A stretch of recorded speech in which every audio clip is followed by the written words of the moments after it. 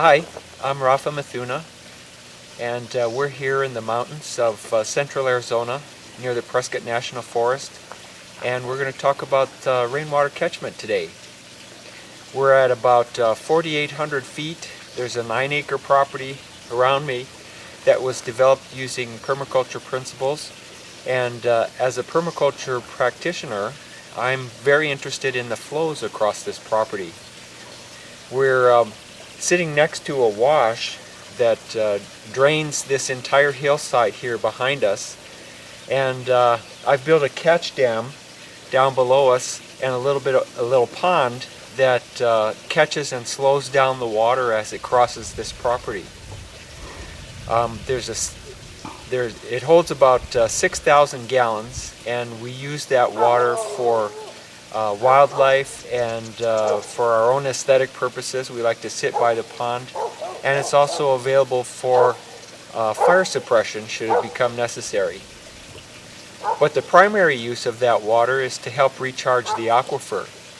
One of the best ways to store water in an arid region like this is below the ground, and by slowing down the flows of water as it crosses the property, we get a lot more infiltration.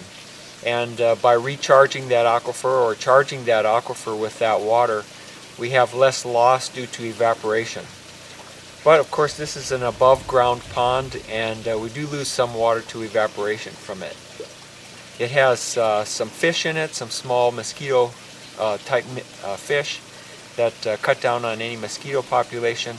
It also provides water for some native vegetation that grows around it and increases the habitat.